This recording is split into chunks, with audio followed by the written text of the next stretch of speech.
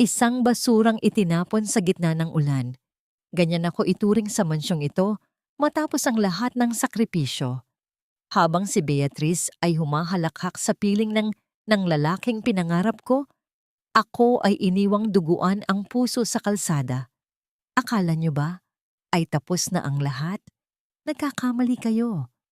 Ang bawat luhang pumatak sa putikan ay magiging lason na uubos sa inyong kasamaan. Sino nga ba ang tunay na baliw? Ang batang ayaw magsalita o ang mga taong may bibig ngunit puno ng kasinungalingan? Ang pananahimik ay tapos na. Siguruhin mong malinis ang lahat, Beatrice. Hindi pwedeng madungisan ang pangalan ng mga Almonte dahil lamang sa isang batang ayaw magsalita. Kapag hindi pa rin bumuti ang kalagayan ni Livia sa loob ng isang buwan, isisisi natin ang lahat sa kamangmangan ng katulong na yan. Sasabihin nating ang mga kwento niya tungkol sa probinsya at mga pamahiin ang lalong nagpalala sa trauma ng bata. Ang boses ni Doña Caridad ay tila talim ng labaha na humihiwa sa malamig na hangin ng madaling araw. Sa kabilang dako ng makapal na pinto ng kusina, napatigil ang kamay ni Feliciana. Hawak niya ang isang maliit na sandok, huling paghalo sa mainit at malapot na tsampurado na 4 na oras niyang pinagpuyatan. Ang bango ng purong tableya na nagmumula sa bikol ay pumapailan lang sa marangyang kusina. Isang amoy na puno ng pag-asa at pagmamahal. Ngunit ngayon ay tila naging abo sa kanyang panlasa. Dahan-dahang ibinaba ni Feli ang sandok. Ang tunog ng bakal na tumama sa gilid ng kaldero ay lumikha ng isang matunog na hudyat sa gitna ng katahimikan. Dahilan upang mapahawak siya ng mahigpit sa gilid ng lababo. Ang kanyang mga daliri na magaspang at may mga bakas ng sugat dahil sa maghapong paglilinis ay nanginginig. Sa loob ng 14 na buwan, tanging ang pag-aalaga kay Livia ang nagbibigay ng saysay sa kanyang buhay sa Forbes Park. Inaalagaan niya ang bata, hindi dahil sa sahod, kundi dahil sa tuwing titingnan niya ang malungkot na mga mata ni Livia, naaalala niya ang sariling anak na pumanaw nang dahil sa kahirapan. Kinuha ni Feli ang isang maliit na kahoy na panulat. Sa ibabaw ng puting takip ng lalagyan ng pagkain ni Livia, maingat siyang gumuhit ng isang maliit na bulaklak ng sampagita. Ginawa niya ito nang may buong pag-iingat. Tila ba ang bawat guhit ay isang panalangin na sana sa umagang ito ay muling masilayan ang ngiti sa mga labi ng bata. Ngunit ang bawat salitang narinig niya mula sa silid kainan ay tila mga pako na ibinabaon sa kanyang puso. Gagamitin lang pala siya. Isang panakipbutas sa kahihiyan ng isang mayamang pamilya. Narinig niya ang papalapit na mga yabag ng sapatos sa marmol na sahig. Mabilis na nag-iwas ng tingin si Feli at muling binalingan ang kanyang ginagawa. Pilit na itinatago ang pamamasa ng kanyang mga mata. Bumukas ang pinto at pumasok si Rafael. Ang tindig nito ay puno ng awtoridad. Ang muka ay tila lilok ng yelo na walang anumang emosyon, ni hindi man lang ito tumingin sa kanya. Para kay Rafael, si Feli ay bahagi lamang ng mga kagamitan sa loob ng mansyon. Isang anino na naglalakad, naglilinis, at nagsisilbi. Handa na ba ang pagkain ng anak ko? Maikli at malamig ang tanong ni Rafael habang inaayos ang kanyang mamahaling relo. Oo po, senyorito. Papaakyat na po ako sa silid ni Livia. Mahinang sagot ni Feli. Ang kanyang tinig ay bahagyang pumiyok dahil sa bara sa kanyang lalamunan. Hindi sumagot si Rafael. Humakbang ito palabas, ngunit bago pa man makasunod si Feli, humarang sa pinto si Beatrice. Ang kasintahan ng kanyang amo ay mukhang isang anghel sa suot nitong puting bestida, ngunit ang mga mata nito ay puno ng panunuya. Lumapit si Beatrice kay Feli at inilapag ang isang nakatuping tela sa mesa. Feliciana, heto. Isang lumang dress ko na hindi ko na ginagamit. Medyo may punit sa laylayan pero bagay na sayo. Pakisuot mo mamaya dahil may mga bisitang darating. Ayaw kong magmukhang galing sa palengke ang nag-aalaga kay Livia. At please, Ayusin mo ang amoy mo. Masyado kang amoy usok ng kusina. Nakakahilo. Ngumiti si Beatrice, isang ngangiting hindi umaabot sa mga mata, bago marahang tinapik ang balikat ni Feli na tila ba isang maruming hayop na kinakaawaan. Nanatiling nakayuko si Feli. Ang bawat salita ni Beatrice ay tila isang sampal na nag-iwan ng hapdi sa kanyang pagkatao. Nilunok niya ang kanyang pride, gaya ng palagi niyang ginagawa para sa kanyang pamilya sa Bicol. Dahan-dahang pumasok si Feli sa silid ni Livia. Ang kwarto ay malawak, ngunit tila isang kulungan ng kalungkutan. Nakita niya ang bata na nakaupo sa sahig, nakatalikod at abala sa pagguhit. Lumapit si Feli at dahan-dahang inilapag ang tiyamporado sa tabi nito. Hindi gumalaw si Livia.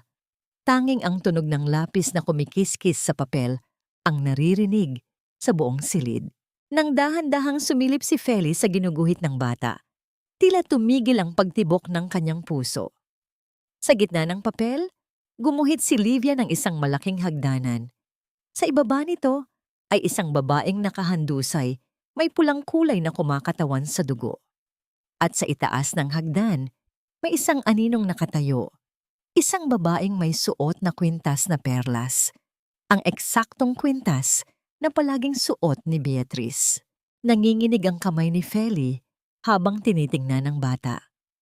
Lumingon si Livia. Ang kanyang mga mata ay puno ng takot at pagsusumamo. Hinawakan ng maliit na kamay ni Livia ang laylayan ng damit ni Feli. Tila humihingi ng proteksyon sa isang lihim na hindi niya kayang bigkasin. Sa sandaling iyon, napagtanto ni Feli na hindi lamang siya ang biktima sa mansyong ito. May mas malalim na sugat na nakatago sa ilalim ng mga guhit ni Livia.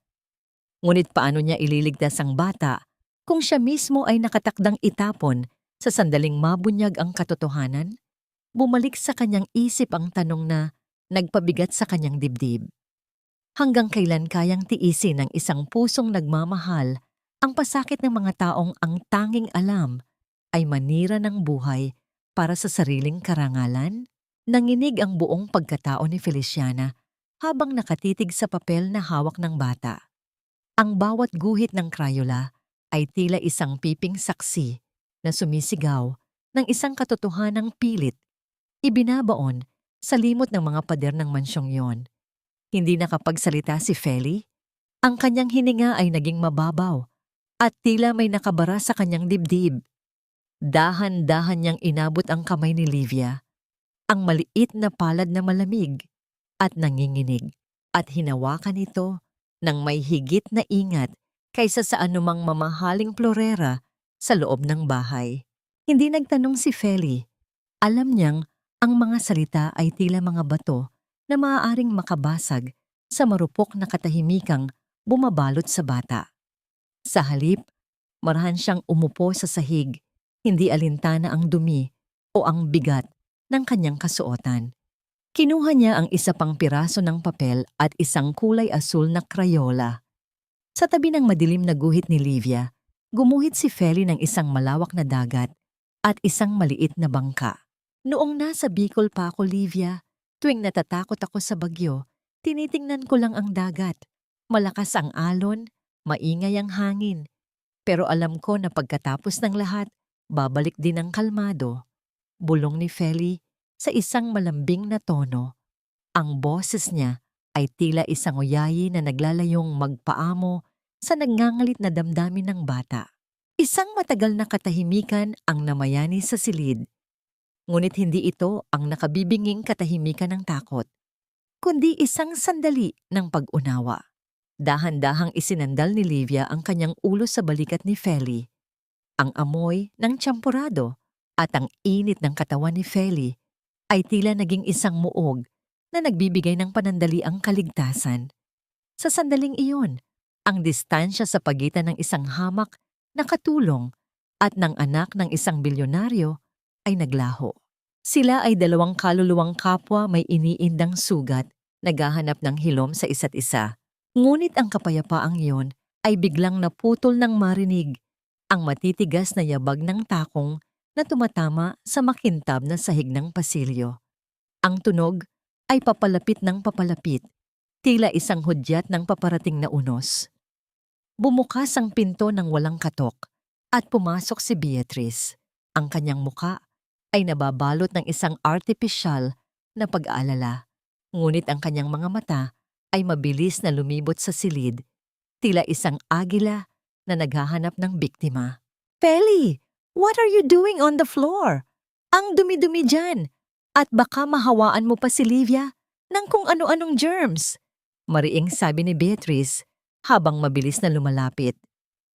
Agad niyang hinablot ang mga papel mula sa kamay ng bata. "And this? Ano itong mga pinaguguhit niyo? It's so dark and depressing. Sinasabi ko na nga ba, you are not a good influence on her. You're filling her head with these macabre images."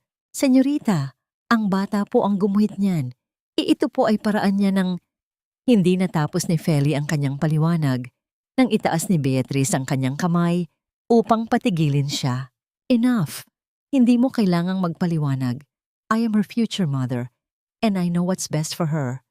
Mula ngayon, bawal na ang pagguhit ng kung ano-anong madidilim na bagay.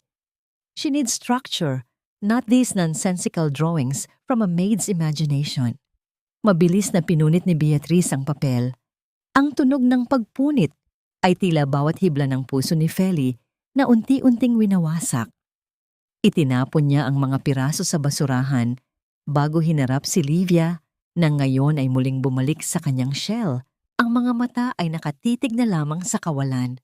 Pagkaalis ni Beatrice kasama ang bata para sa isang therapy session na alam ni Feli na wala namang naidudulot na mabuti, naiwan si Feli na nag-iisa sa malawak na silid. Ang kanyang puso ay puno ng pait at pag-aalala. Alam niyang kailangan niyang kumilos.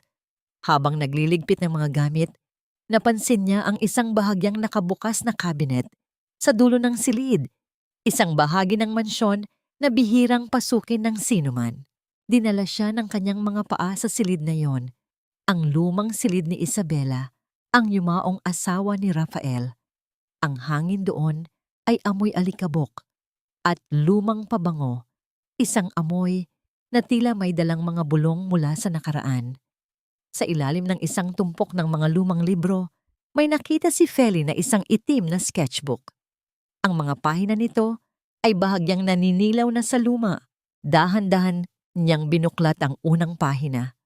Ang kanyang mga kamay ay nanginginig habang nakikita ang mga guhit na tila kaparehong-kapareho ng estilo ni Livia. Ang bawat pahina ay naglalaman ng mga larawan ng bulaklak, ng mansyon, at ng isang masayang pamilya.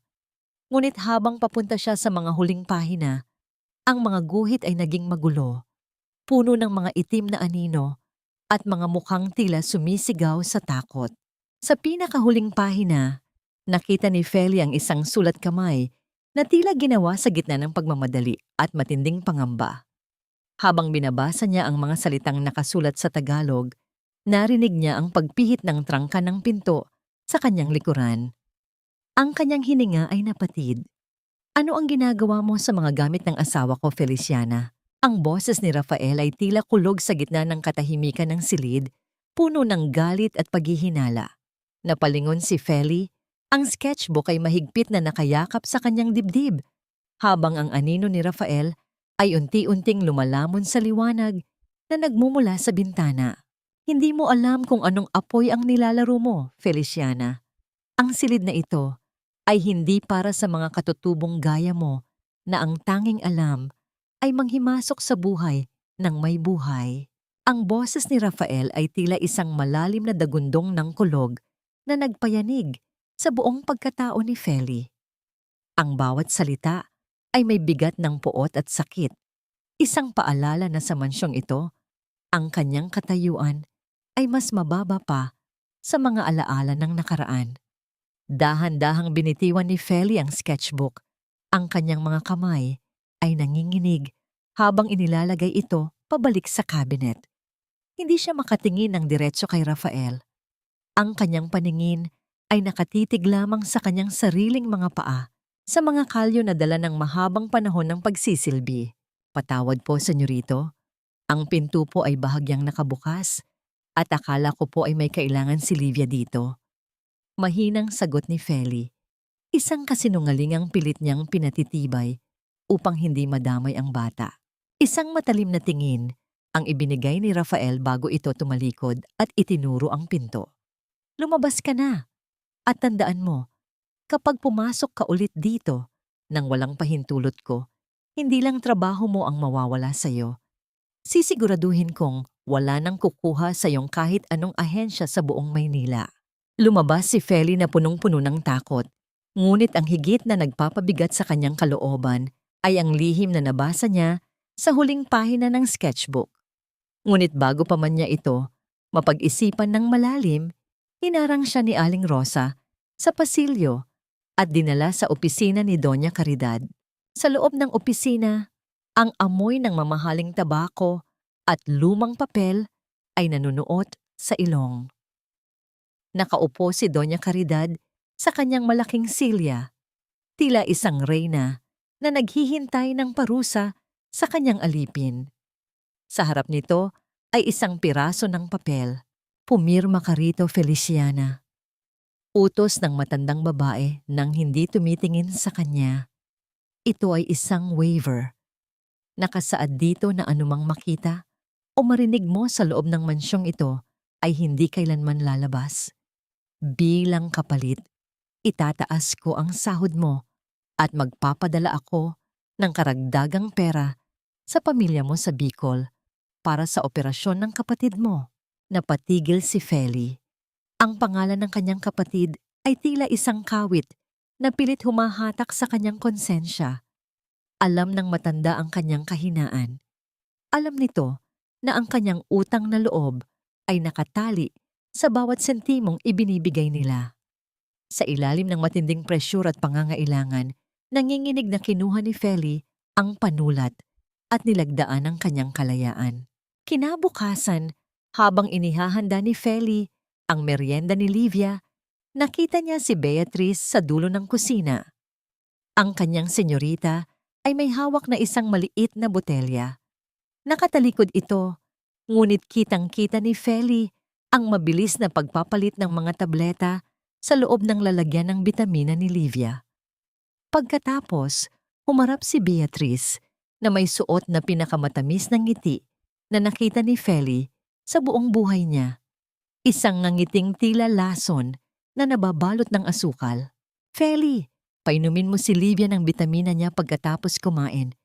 Kailangan niyang maging malakas para sa therapy mamaya. Masiglang sabi ni Beatrice bago ito lumabas habang humuhuni ng isang masayang himig. Nang pumasok si Feli sa silid ni Livia, natagpuan niya ang bata na tila isang lantang bulaklak. Ang mga mata ni Livia ay mapungay. Ang kanyang mga galaw ay mabagal at tila walang buhay. Painumin man o hindi ang bitamina, nararamdaman ni Feli na may mali. Ngunit bago pa man niya mailapag ang baso ng tubig, biglang nanigas ang katawan ng bata. Ang maliit na kamay ni Livia ay mahigpit na humawak sa laylayan ng damit ni Feli. Ang kanyang mga mata ay nanlilisik at ang kanyang paghinga ay naging mabilis at gulo. Tila may kung anong humaharang sa kanyang hangin. Walang tunog na lumalabas sa kanyang bibig. Tanging ang panginginig ng kanyang buong katawan ang nagsasabi ng sakit na kanyang nararamdaman. Livia! Livia, anak! Anong nangyayari? Sigaw ni Feli habang maingat na inihihiga ang bata sa sahig upang hindi ito mauntog. Ang kanyang puso ay tila gustong tumalon palabas ng kanyang dibdib sa tindi ng takot. Eksaktong bumukas ang pinto at pumasok si Rafael. Ang kanyang mukha ay agad na napuno ng sindak at galit nang makita ang kanyang anak na nanginginig sa bisig ni Feli habang ang bitamina at tubig ay nakakalat sa sahig. Anong ginawa mo sa anak ko? Ang malakas na hiyaw ni Rafael ay umalingaw-ngaw sa buong silid habang mabilis siyang lumapit upang hablutin ang bata mula sa mga kamay ni Feli na punong-puno ng luha at pangamba. Naiwan si Feli na nakaluhod sa sahig, Ang kanyang mga kamay ay basang-basa ng tubig, habang ang anino ng panibagong trahedya ay muling bumabalot sa kanyang buhay. Lumayo ka sa anak ko, Feliciana. Isang katulong ka lang na kinuha ko para magsilbi, hindi para maging sanhi ng kapahamakan ni Livia. Paanong ang isang tulad mo na pinagkatiwalaan ko ng lahat ay magagawa itong kapabayaan na ito? Ang bawat salita ni Rafael ay tila isang malakas na hampas sa dibdib ni Feli, dahilan upang mapaatras siya hanggang sa tumama ang kanyang likod sa malamig na dingding ng silid. Nakikita niya ang galit sa mga mata ng kanyang amo, isang galit na nagmumula sa takot ng isang ama. Ngunit para kay Feli, ito ay isang lason na dahan-dahang pumapatay sa kanyang huling pag-asa. Habang mabilis na inilalabas ni Rafael ang anak mula sa silid upang dalhin sa ospital, naiwan si Feli na nakaluhod sa gitna ng kalat. Ang tubig mula sa natapon na baso ay dahan-dahang kumakalat sa sahig. Tila ang kanyang mga pangarap na unti-unti ring natutunaw. Sa gitna ng kanyang pagluha, ang pag-vibrate ng kanyang lumang telepono sa bulsa ng kanyang apron ay nagpabigat palalo sa atmosfera. Nanginig ang kanyang mga daliri habang sinasagot ang tawag. Boses ng kanyang ina mula sa Bicol ang kanyang narinig. Punong-puno ng hikbi at desperasyon. Feli, anak, ang kapatid mo, hindi siya tatanggapin sa operasyon hanggat hindi tayo nakakapagbayad ng paunang 50,000. Parang awa mo na, anak. Humanap ka ng paraan. Ikaw lang ang inaasahan namin. Napapikit ng mariin si Feli habang tuloy-tuloy ang pag-agos ng kanyang mga luha. Ang halagang hinihingi ng kanyang ina ay siya ring halagang ipinangako ni Doña Caridad kapalit ng kanyang pananahimik. Ramdam niya ang bigat ng utang na loob at takot na tila mahigpit na nakagapos sa kanyang konsensya. Paano niya ipagtatanggol si Livia kung ang bawat salitang sasabihin niya laban kay Beatriz ay maaaring magdulot ng kapahamakan sa sarili niyang kapatid? Ang katarungan para sa bata ay tila naging isang marangyang bagay na hindi kayang bayaran ng isang maralitang gaya niya. Pumasok si Aling Rosa sa silid, bitbit ang mga gamit sa paglilinis. Ang matandang kusinera ay lumapit sa kanya at marahang hinawakan ang kanyang balikat. May lungkot at babala sa mga mata nito. Feli, huwag kang maging bayani sa bahay na ito. Nakita mo na ang nangyari sa mga nauna sa iyo. Ang mga almonte ay tila isang malalim na balon. Kapag nahulog ka, walang sino man ang magtatangkang iligtas ka. Isipin mo ang pamilya mo sa Bicol. May mga taong umaasa sa iyo doon. Huwag mong itapon ang lahat para sa isang batang hindi mo naman kadugo. Pero Aling Rosa, alam niyo po ang totoo. Nakita ko ang ginawa ni Senyorita Beatriz sa gamot ni Livia. Hindi po ito kapabayaan, ito ay masamang balak. Bulong ni Feli. Ang kanyang tinig ay halos hindi marinig dahil sa takot. Umiling si Aling Rosa at mabilis na nagpatuloy sa pagpupunas ng sahig. Ang katotohanan ay walang silbi kung walang naniniwala, anak. At sa mansyong ito, ang boses ng pera ang palaging naririnig. Hindi ang boses ng katuwiran. Nang gabi ring iyon, habang ang lahat ay nasa ospital, inatasan si Feli na ilabas ang mga basura mula sa silid ni Beatriz. Ang kanyang bawat hakbang sa madilim na pasilyo ay puno ng kaba. Nang makarating siya sa likod ng mansyon, sa tumpok ng mga itinatapon na gamit, may isang bagay na kuminang sa ilalim ng liwanag ng buwan.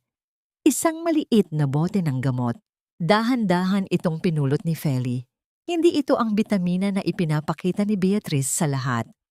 Ang etiketa nito ay bahagyang punit, ngunit malinaw pa ring mababasa ang pangalan ng gamot.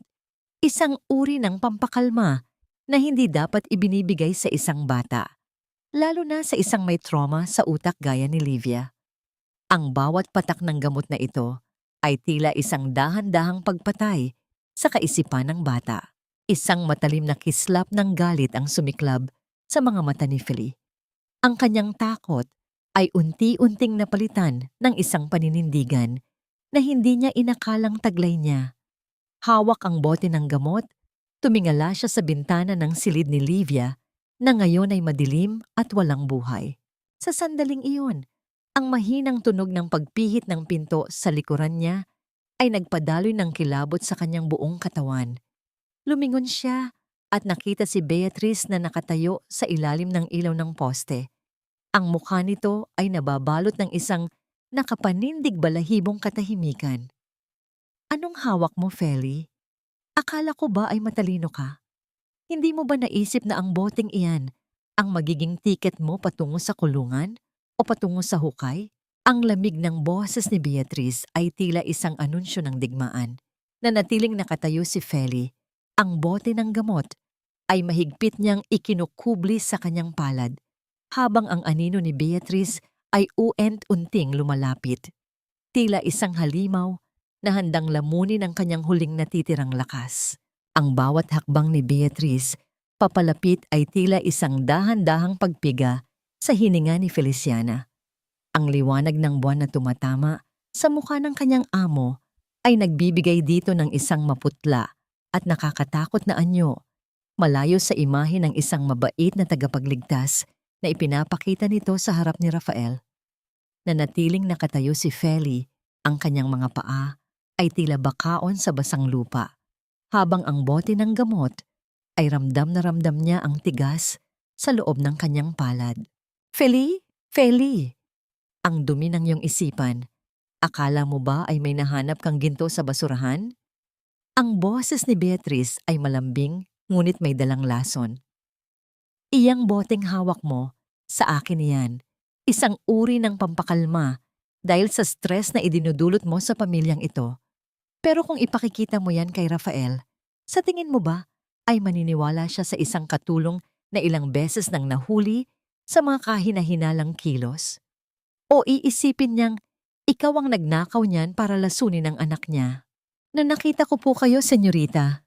Nakita ko ang pagpapalit niyo ng gamot ni Livia. Nanginginig na sagot ni Feli. Ang kanyang boses ay tila isang marupok na sinulid na malapit ng maputol. Tumawa ng bahagya si Beatrice, isang tunog na walang bahid ng saya, kundi puno ng pangungutya. Sino ang maniniwala sa'yo? Ang pirma mo sa waiver ni Doña Caridad ay sapat na para ituring kang baliw o sinungaling. Isipin mo ang kapatid mo sa Bicol, Feli. Isang maling galaw mo lang, hindi lang ang operasyon niya ang mawawala. Sisiguraduhin kong wala nang makikilalang Feliciana Madrigal na may dangal sa mundong ito. Dahan-dahang kinuha ni Beatrice ang bote mula sa kamay ni Feli. Hindi nakalaban ng katulong. Ang bigat ng utang na loob at ang takot para sa pamilya ay tila mga kadena na humihila sa kanyang mga braso pababa. Pinanood ni Feli ang pagtalikod ni Beatrice. Ang bawat hakbang nito ay tila isang deklarasyon ng tagumpay. Pagbalik sa loob ng mansyon, ang hangin ay tila lalong naging masikip para kay Feli. Ang bawat sulok ng marangyang bahay ay tila may mga matang nagmamasid sa kanya. Nang makauwi si Rafael mula sa ospital kasama si Livia, hindi man lang nito tiningnan si Feli. Ang bata ay tila isang aninong walang buhay na dinala pabalik sa kanyang silid. Nang hating gabi, dahan-dahang pumasok si Feli sa silid ni Livia upang tingnan ang kalagayan nito. Natagpuan niya ang bata na nakaupo sa gitna ng kama, nakatitig sa bintana. May hawak itong Crayola at isang piraso ng papel. Nang lumapit si Feli, ipinakita ni Livia ang kanyang ginawa. Sa papel, gumuhit ang bata ng isang babaeng kamukha ni Feli. Ngunit sa paligid nito ay may mga itim na aninong may mahahabang kuko na nakaturo sa puso ng babae. Ang mga aninong yon ay tila bumubulong sa guhit at sa ibaba ng papel, may isang maliit na pulang marka na tila isang patak ng dugo. Ang mga mata ni Livia habang nakatingin kay Feli ay puno ng isang uri ng babala na hindi kayang bigkasin ng dila. Ate Feli, takbo. Ang mahinang bulong na iyon ay tila isang guni-guni lamang sa pandinig ni Feli, ngunit sapat na para tumayo ang lahat ng balahibo sa kanyang katawan. Hindi niya alam kung tunay na nagsalita ang bata o kung ang kanyang isipan lamang ang naglalaro sa kanya dahil sa sobrang pagod at takot. Bumalik si Feli sa kanyang maliit na silid sa likod ng kusina. Ang kanyang kwarto ay madilim at amoy labada. Pagod na pagod niyang inihiga ang kanyang katawan sa manipis na kutsyon. Ngunit habang nakatingala siya sa kisame, isang maliit na kislap ng pula ang nakakuha ng kanyang atensyon. Mula sa butas ng bentilasyon sa itaas ng kanyang cabinet, may isang maliit na lente na nakatutok sa kanyang higaan. Isang kamera. Ang lahat ng kanyang kilos, ang kanyang pag-iyak, ang bawat lihim na pagdarasal ay pinapanood. Ramdam ni Feli ang isang malamig na kilabot na gumagapang mula sa kanyang talampakan hanggang sa kanyang ulo. Hindi siya ligtas. Kahit sa loob ng kanyang sariling silid, ang mga mata ng mga almonte ay nakabantay, tila isang bitag na unti-unti nang nagsasara. Sino ang naglagay noon? Si Beatrice ba upang hanapan siya ng butas o si Doña Caridad upang masiguradong hindi siya lalabag sa kanyang pangako? Sa gitna ng katahimikan, narinig ni Feli ang marahang pagpihit ng trangka ng kanyang pinto mula sa labas. Ang tunog ng bakal na naglalapat ay tila isang hudyat na siya ay tuluyan na ngang naging bilanggo sa loob ng sariling silid. Desidido na ako, Rafael. Bukas na bukas din, ilalayo natin si Livia. Ipapadala natin siya sa isang espesyal na pasilidad sa Switzerland. Hindi pwedeng habang buhay tayong magtatago sa likod ng isang batang ayaw magsalita. Ang kahihiyang ito ay kailangang matapos na. Ang boses ni Doña Caridad ay tila isang hatol ng kamatayan na umalingaw-ngaw sa madilim na pasilyo. Sa labas ng pinto, nakasandal si Feliciana. Ang kanyang mga kamay ay mahigpit na nakayakap sa isang baso ng mainit na gatas na dahan-dahan nang nawawalan ng init. Ang bawat salita ng matandang babae ay tila isang mabigat na batong inihuhulog sa malalim na balon ng kanyang puso. Ilalayo nila ang bata. Ang tanging liwanag sa loob ng madilim na mansyong ito ay balak nilang patayin ng tuluyan. Ramdam ni Feli ang panunuyo ng kanyang lalamunan. Ang kanyang mga tuhod ay tila nawawalan ng lakas at ang bawat tibok ng kanyang puso ay nagdadala ng hapdi na tila tinutusok ng libu-libong karayom. Sa gitna ng kanyang pagkabigla, ang dagundong ng langit sa labas ay nagsimulang magparinig ng puot. Ang malakas na bugso ng hangin ay humahampas sa mga bintanang salamin, tila isang babala ng paparating na dilubyo. Biglang narinig ni Feli ang isang mahinang kalos mula sa loob ng silid ni Livia. Hindi siya nag-atubili. Sa kabila ng takot na baka mahuli siya ni Rafael o ni Beatrice, dahan-dahan niyang pinihit ang trangka at pumasok.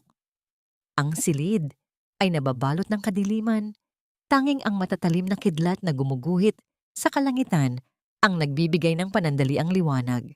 Natagpuan niya si Livia na nakakubli sa ilalim ng kanyang kama. Ang maliit na katawan ay nanginginig ng husto sa bawat pagyanig ng lupa dahil sa kulog. Walang boses na lumalabas sa bata, tanging ang mabilis at gulugulong paghinga ang nagpapakita ng matinding takot. Dahan-dahang lumuhod si Feli sa malamig na sahig at iniunat ang kanyang mga kamay. Livia, anak. Narito si Ate Feli. Hindi ka nag-iisa, mahinang bulong ni Feli. Ang kanyang tinig ay puno ng gumaralgal na emosyon. Sa isang hindi inaasahang pagkakataon, lumabas ang bata mula sa kanyang pinagtataguan at mabilis na yumakap sa leeg ni Feli.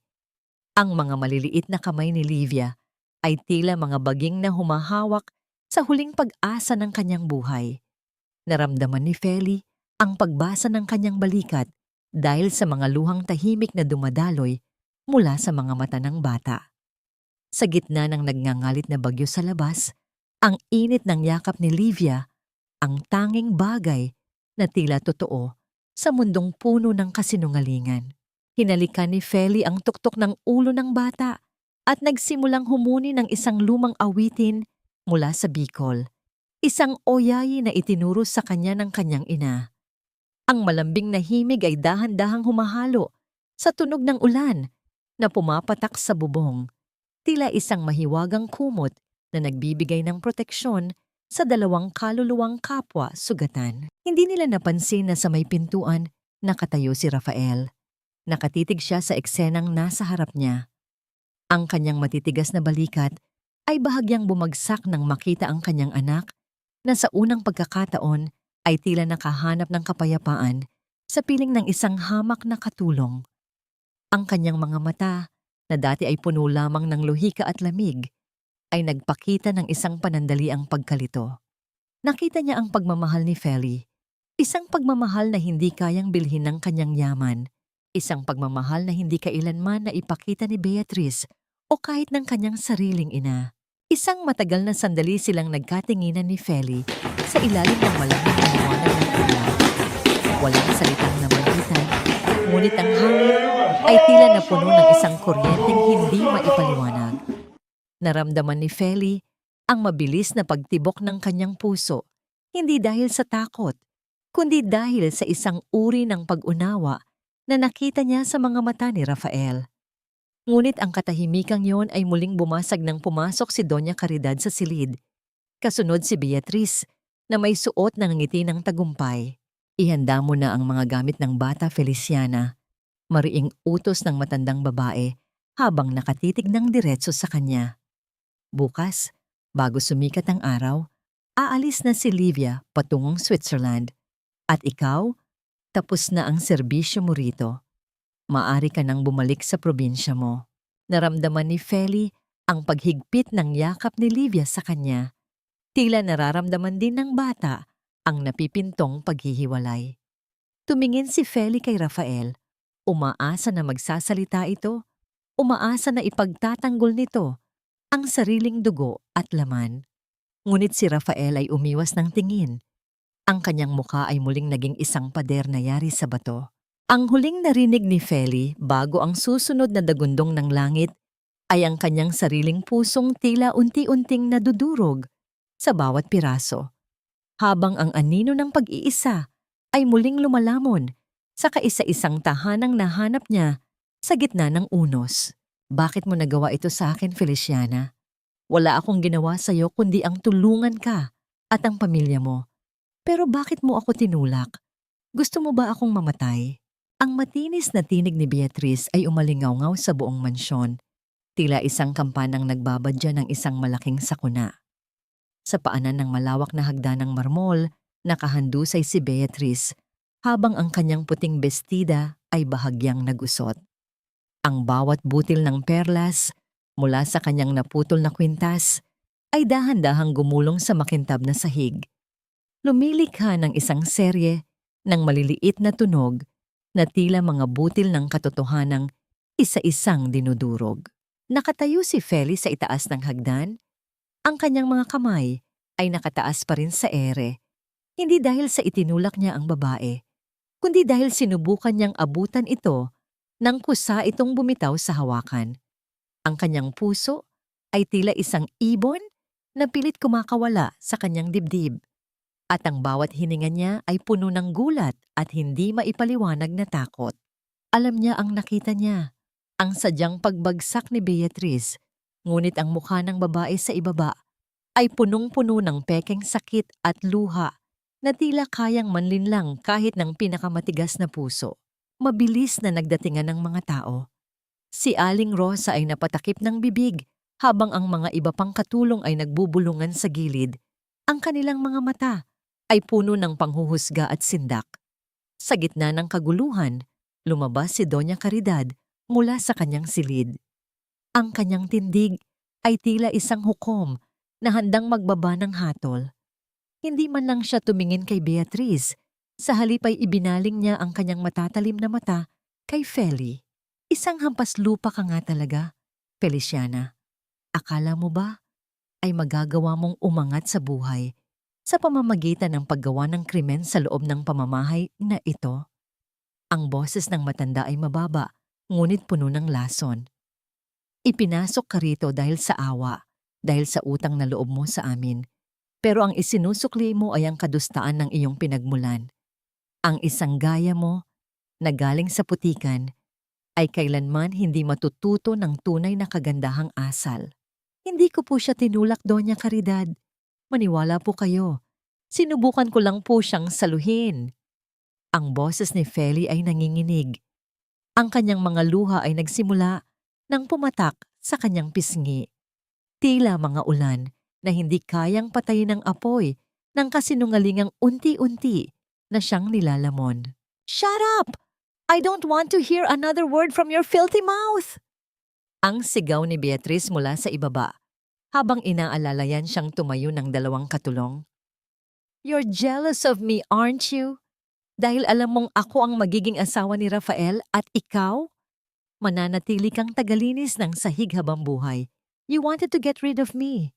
Sa sandaling iyon, bumukas ang malaking pinto ng mansyon. Pumasok si Rafael. Ang kanyang mukha ay pagod mula sa trabaho, ngunit agad na napalitan ng labis na pagkalito at galit nang makita ang eksenang bumungad sa kanya.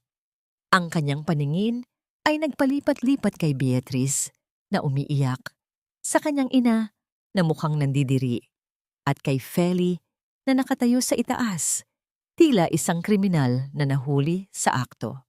Dahan-dahang bumaba si Feli. Ang bawat hakbang niya ay tila paglapit sa sarili niyang bitayan. Nang marating niya ang huling baitang, napansin niya ang isang bagay na kumikinang sa tabi ng kanyang paa. Ito ang pinakamalaking butil ng perlas mula sa kwintas ni Beatrice. Sa isang instinktibong pagkilos, pinulot niya ito. Ang kanyang kamay ay nanginginig habang hinahawakan ng malamig na bagay. Eksaktong lumapit si Rafael sa kanya. Ang distansya sa pagitan nila ay puno ng isang tensyong hindi maipaliwanag. Tumingin si Rafael sa kamay ni Feli, ang kamay na may hawak na ebidensya ng isang marahas na komprontasyon. Para kay Rafael, ang perlas na yon ay hindi lamang bahagi ng alahas. Ito ay simbolo ng lahat ng gulo na idinulot ng babaeng ito mula nang pumasok ito sa kanilang buhay. "Bakit mo hawak yan, Feli?" Ang tanong ni Rafael ay mahinahon, ngunit may dalang pait na mas masakit pa sa anumang hiyaw. Totoo ba? Totoo ba na nagawa mo itong saktan dahil lamang sa isang selos na wala namang basehan?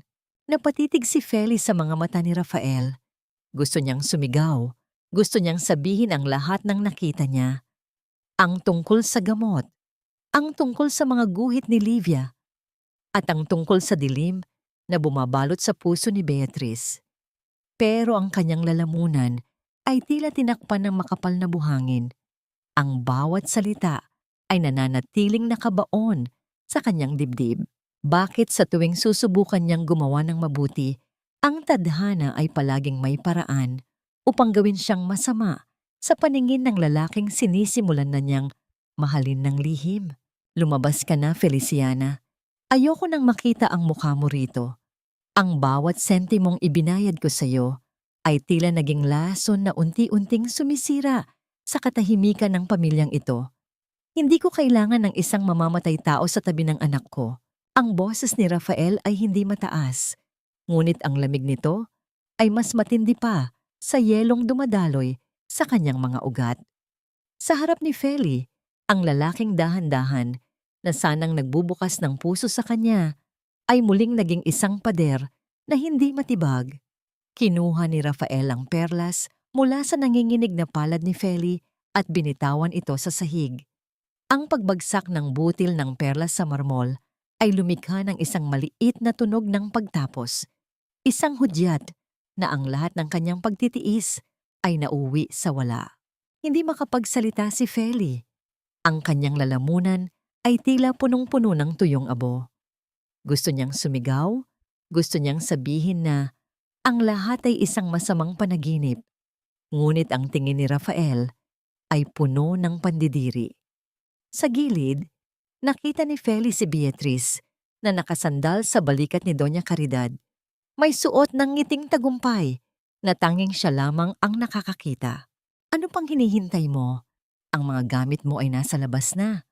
Huwag mo nang balaking pumasok pa sa silid ni Livia. Mula ngayon, burado ka na sa buhay ng batang iyan," ang mariing dagdag ni Doña Caridad. Sa isang marahas na pagkilos, hinablot ni Beatrice ang braso ni Feli at kinaladkad siya patungo sa malaking pinto. Bago pa man makapigla si Feli, isang malakas na sampal ang dumapo sa kanyang pisngi.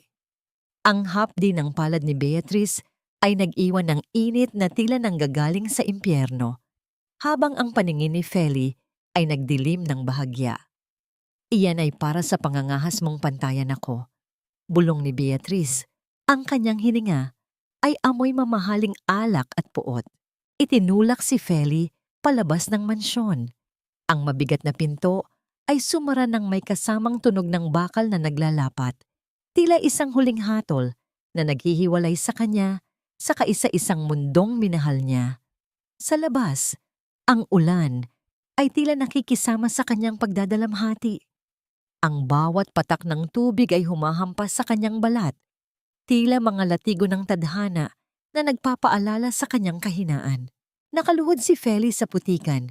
Ang kanyang mga kamay ay nakabaon sa basang lupa. Ngunit sa gitna ng kanyang paghagulgol, isang matinis na tili ang bumaralgal sa hangin. Ate Feli! Wag si Ate Feli! Ang boses ni Livia. Ang boses na 14 na buwang na baon sa katahimikan ay biglang sumabog sa gitna ng unos. Ang bawat hibla ng puso ni Feli ay tila nabuhay muli, ngunit ang pinto ay nanatiling sarado. Ang bata ay nagsasalita na, ngunit ang taong naging susi ng kanyang boses ay itinapon na parang basura sa labas. Habang naglalakad si Feli palayo sa bakod ng mansyon, may isang aninong lumitaw mula sa gilid ng garahe. Si Tomas, ang matandang trooper, ay nakatayo doon habang may hawak na payong. Ang kanyang mukha ay puno ng pagsisisi at takot. Lumapit siya kay Feli at hinawakan ang braso nito upang patayuin. Feli, kailangan mong malaman ang totoo bago ka tuluyang umalis. Hindi ko na kayang dalhin ang bigat na ito sa hukay. Bulong ni Tomas. Ang kanyang tinig ay nanginginig kasabay ng bawat pagkulog sa langit. Ano po iyon, Mang Tomas? Wala na po akong halaga sa kanila. Sagot ni Feli sa gitna ng hikbi. Ang nanay ni Livia. Si Isabela, hindi siya nahulog ng kusa. Simula ni Tomas, habang ang kanyang mga mata ay patingin-tingin sa paligid upang masiguradong walang nakakarinig. Nasa ibaba ako noon, naglilinis ng sasakyan. Nakita ko ang 2 anino sa itaas ng balkonahe. Ang isa ay si Isabela at ang isa ay si Beatrice. Nag-aaway sila tungkol sa pera ng kumpanya. At bago pa man ako makakilos, nakita ko ang kamay ni Beatrice na tumulak ng buong lakas. Napatigil ang mundo ni Feli. Ang ulan ay tila tumigil sa kanyang pandinig. Ang katotohanan ay mas nakapanindig balahibo kaysa sa anumang kasinungalingang ibinintang sa kanya. Si Beatrice ay isang mamamatay tao. At ngayon, ang batang si Livia ay nasa kamay ng mismong taong pumatay sa kanyang ina. Bakit ngayon niyo lang sinabi, Mang Tomas? Ang tanong ni Feli. Ang boses niya ay puno ng pait. Dahil binayaran ako ni Doña Caridad para manahimik, Feli. Tinakot nila ako. Pero hindi ko na kayang makita na ikaw naman ang susunod na biktima. May iniabot si Tomas na isang maliit at lumang susi. Ito ang susi sa maliit na drawer sa loob ng kwarto ng mga laruan ni Livia.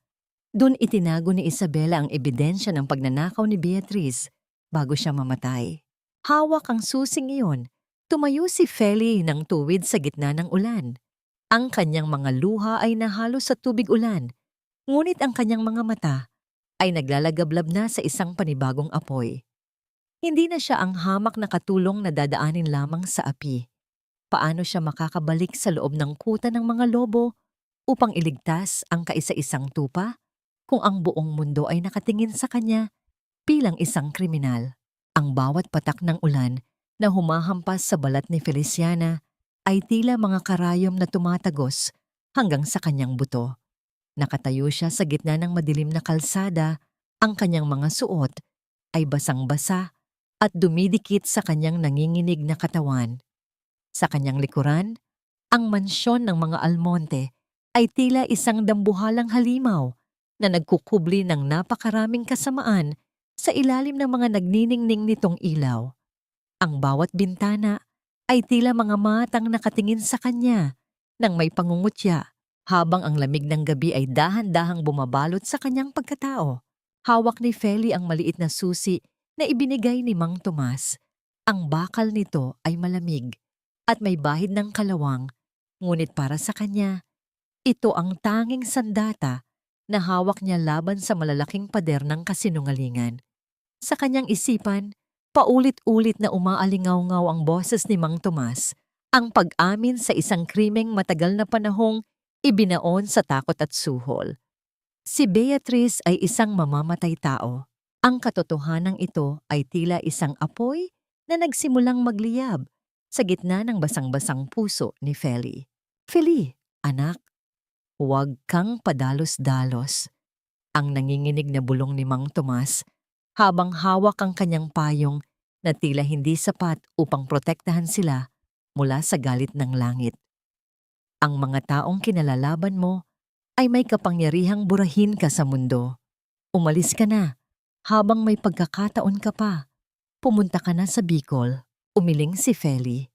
Ang kanyang mga mata na dati ay puno lamang ng luha at pagpapakumbaba ay nagpakita ng isang kakaibang liwanag, isang determinasyong hindi kayang basagin ng anumang unos. Hindi ko po kayang iwan si Livia, Mang Tomas. Kung aalis ako ngayon, parang pinatay ko na rin ang bata. Hindi ko maililigtas ang sarili kong anak noon dahil sa kahirapan, pero ngayon, hindi ko hahayaang mamatay ang kaisa-isang nilalang na nagparamdam sa akin na ako ay isang ina muli. Dahan-dahang binuksan ni Mang Tomas ang pintuan ng maliit na shed sa gilid ng garahe. Doon, sa ilalim ng isang tumpok ng mga lumang gulong at basahan, may kinuha siyang isang maliit na bagay na nakabalot sa plastik. Isang lumang USB. Ang plastik ay may mga mantsa ng langis, isang patunay na matagal itong itinago sa gitna ng mga kagamitang pangmekaniko. Hindi lang ang susi ang kailangan mo. Feli, ito ang kopya ng dashcam ng sasakyan ko noong gabing mamatay si Isabela. Nakita ng kamera ang refleksyon ng balkonahe sa salamin ng kabilang gusali. Malinaw na makikita rito kung paano itinulak ni Beatrice ang asawa ni Rafael. Itinago ko ito para sa sarili kong kaligtasan, pero ngayon, ibinibigay ko na sa iyo. Gamitin mo ito para itama ang lahat. Nanginginig ang mga daliri ni Feli nang tanggapin niya ang maliit na piraso ng teknolohiya. Ang USB na yon ay tila may bigat ng 1,000 tonelada. Ito ang ebidensyang magpapabagsak kay Beatrice, ngunit ito rin ang maaaring maging mitya ng kanyang sariling kapahamakan. Alam ni Feli na kapag ginamit niya ito, wala nang balikan. Ang kanyang tahimik na buhay ay tuluyan ng mawawasak, ngunit ang katarungan ay hinding-hindi na maghihintay. Habang naglalakad palayo si Feli sa mansyon upang maghanap ng matutuluyan sa gabi, ang bawat hakbang niya sa baha ay tila isang deklarasyon ng digmaan. Nararamdaman niya ang hapdi ng sampal ni Beatrice sa kanyang pisngi, ang bawat silya ng pangungutya ni Doña Caridad, at ang masakit na kawalan ng tiwala ni Rafael. Ngunit higit sa lahat, nararamdaman niya ang yakap ni Livia, ang yakap na nagsasabing hindi siya dapat sumuko. Huminto siya sa ilalim ng isang waiting shed. Ang tubig ay tumutulo mula sa bubong nito na tila isang malungkot na ritmo sa gitna ng gabi. Inilabas niya ang kanyang lumang telepono. May isang mensaheng natanggap siya mula kay Aling Rosa. Feli, huwag kang babalik dito sa ngayon. Pinapacheck ni Beatrice ang lahat ng bag ng mga katulong. Alam nilang may nawawala sa lumang gamit ni Isabela. Mag-ingat ka, anak. May mga lalaking itim ang suot na paikot-ikot sa labas ng mansyon ngayon. Napahigpit ang hawak ni Feli sa USB. Ang kanyang hininga ay naging mabilis. Sa di kalayuan, nakakita siya ng isang itim na sasakyang dahan-dahang gumagapang sa gilid ng kalsada. Ang mga ilaw nito ay tila mga mata ng isang manila-nilang hayop na naghahanap ng biktima sa gitna ng dilim. Sino ang mga taong ito? Si Beatrice ba ang nagpadala sa kanila upang bawiin ang huling alas na hawak ni Feli? O ang pamilya Almonte na handang pumatay upang mapanatili ang kanilang marangyang pangalan? Nagsimulang tumakbo si Feli. Ang kanyang mga paa ay humahampas sa tubig ulan habang ang liwanag ng sasakyan sa kanyang likuran ay dahan-dahang bumibilis. Sa gitna ng dilim at ulan, ang kaisa-isang katanungan na nananatili sa kanyang isipan ay kung aabot pa ba siya sa umaga upang maisiwalat ang katotohanan. Walang mas masakit kaysa sa katotohanang ang katarungan sa mundong ito ay tila isang marangyang hiyas na tanging mayayaman lamang ang may kayang magmay-ari. Sa loob ng isang maliit at madilim na silid, sa likod ng isang lumang simbahan, nakaupo si Feliciana sa isang silya na gawa sa plastik. Ang tanging liwanag na tumatanglaw sa kanya ay ang dahan-dahang pag-andap ng isang upos na kandila na tila sumisimbolo sa kanyang unti-unting nauubos na pag-asa. Ang kanyang mga kamay ay balot ng gasa dahil sa mga sugat na nakuha niya sa pagtakbo sa ilalim ng ulan, ngunit ang sakit sa kanyang katawan ay wala pa sa kalingkingan ng pighati sa kanyang puso.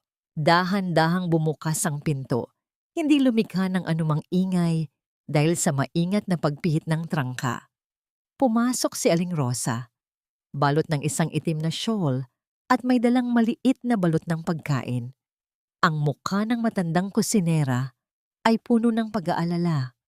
Ang bawat kulubot sa kanyang balat ay tila nagkukwento ng takot na kanyang pinagdaraanan para lamang matulungan si Feli.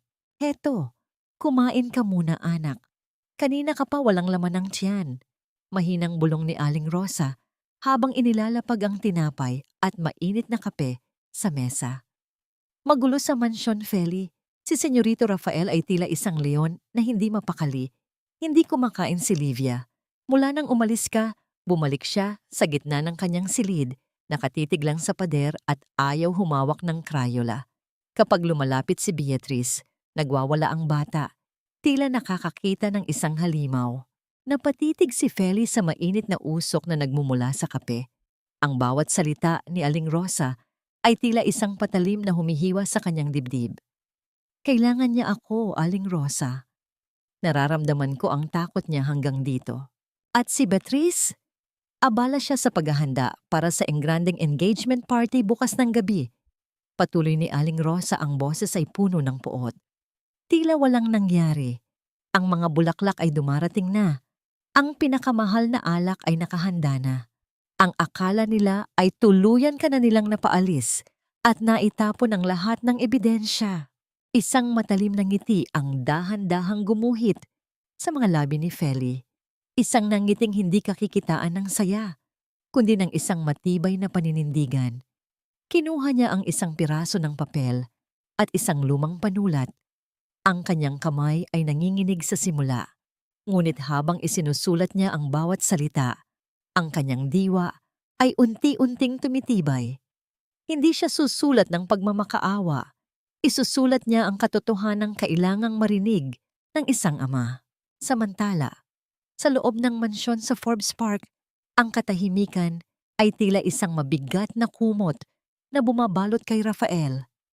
Nakatayo siya sa tapat ng bintana ng kanyang opisina, nakatingin sa malawak na hardin na ngayon ay nababalot ng dilim.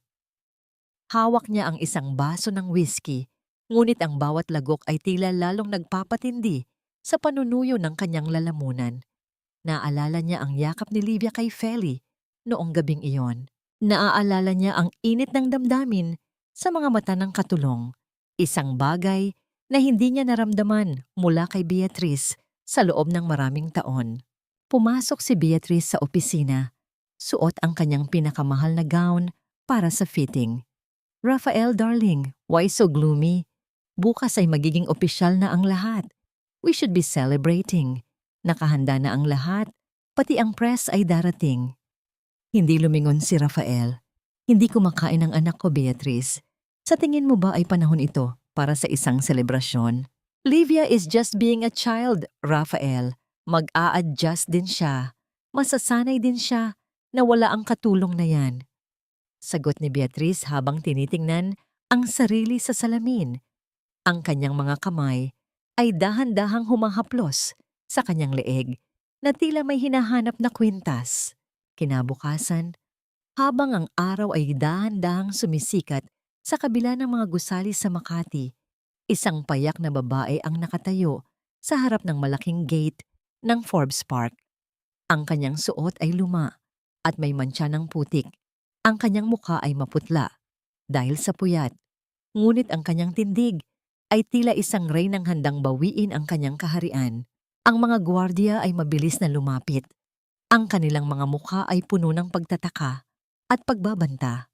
Ngunit bago pa man sila makapagsalita, itinaas ni Feli ang isang nakatuping papel. Ang kanyang mga mata ay direktang nakatitig sa kamera ng security system.